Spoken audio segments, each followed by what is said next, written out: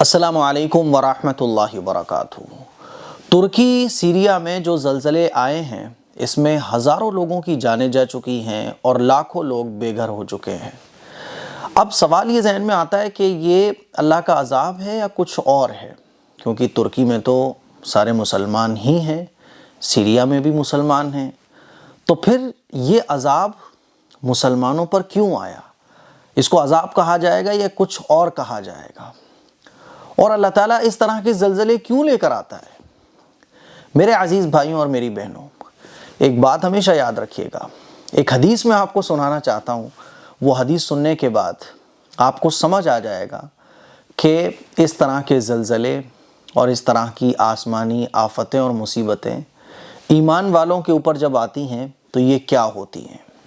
اللہ کے نبی صلی اللہ علیہ وسلم کا ارشاد ہے کہ ایمان والے کو اگر کوئی کانٹا بھی چبھتا ہے، ایمان والے کو، مسلمان کو کوئی تکلیف بھی پہنچتی ہے، کوئی مصیبت اس کو آ جاتی ہے، کوئی رنج اور غم اس کو لگ جاتا ہے، کسی پرابلمز کا وہ شکار ہو جاتا ہے، تو اس پر بھی اس کو اجر ملتا ہے۔ تو میرے عزیز بھائیوں میری بہنوں، ہمارے اوپر جتنی بھی پرابلمز آتی ہیں، جتنی بھی مشکلیں آتی ہیں، اگر ہم ان پر صبر کرتے ہیں اور اللہ سے اپنا تعلق مضبوط کرتے ہیں تو یہ آفت، یہ مصیبت ایمان والوں کے لیے اللہ تعالیٰ کی طرف سے نیکیوں کا اور جنت میں اونچے مقام حاصل کرنے کا ذریعہ بن جاتی ہے۔ اگر نعمت ملے تو اس پر شکر کرنے سے وہ نعمت ایمان والے کے لیے نیکیوں کا ذریعہ بن جاتی ہے، اور اگر کوئی مصیبت آ جائے تو مصیبت پر صبر کرنا یہ ایمان والے کے لیے نیکیوں کو حاصل کرنے کا ذریعہ بن جاتا ہے۔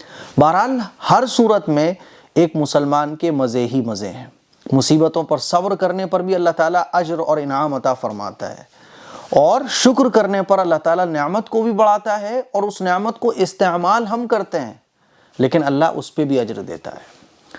اب یہ مصیبتیں کیوں آتی ہیں؟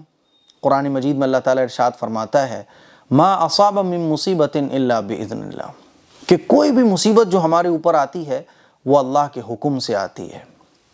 اور یہ مصیبتیں کیوں آتی ہیں؟ انسانوں کو اور مسلمانوں کو یہ یاد دلانے کے لیے کہ دیکھو طاقت والا اللہ ہے۔ آفت کے ذریعے اللہ تعالیٰ کبھی تو ہمارے گناہوں کو ختم فرماتا ہے، کبھی اللہ تعالیٰ ہمیں اپنی طرف بلانا چاہتا ہے، اور کبھی اللہ تعالیٰ اس مصیبت اور آفت کے ذریعے جنت میں ہمیں اونچے مقام دلانا چاہتا ہے۔ یہ دنیا دارالامتحان ہے، یہ دنیا آزمائش کی جگہ ہے۔ اس دنیا کے اندر ہم سب آزمائے جا رہے ہیں، اور یہ آزمائش کسی بھی طرح کی ہو سکتی ہے۔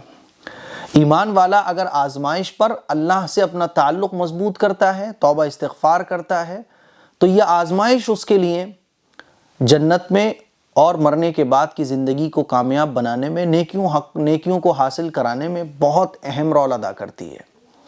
تو یہ زلزلے، یہ طوفان، یہ سیلاب ہمارے لیے رحمت بھی ہیں اور ہمارے لیے زحمت بھی ہیں۔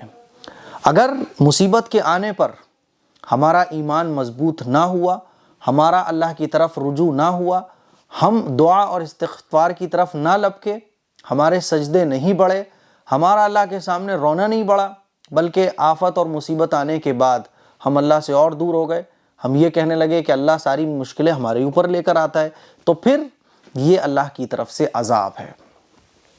اور اگر اللہ سے تعلق بڑھ گیا ہمارا، اللہ کے سامنے ہاتھ پھیلانا بڑھ گیا، اللہ سے تعلق اور بڑھ گیا، اللہ کی یاد دل میں اور بڑھ گئی، تو پھر یہی مصیبت، یہی آفت ہمارے لیے اللہ تعالیٰ کی طرف سے ایک آزمائش ہے اور ہمارے اونچے مقام بڑھانے کا ذریعہ ہے۔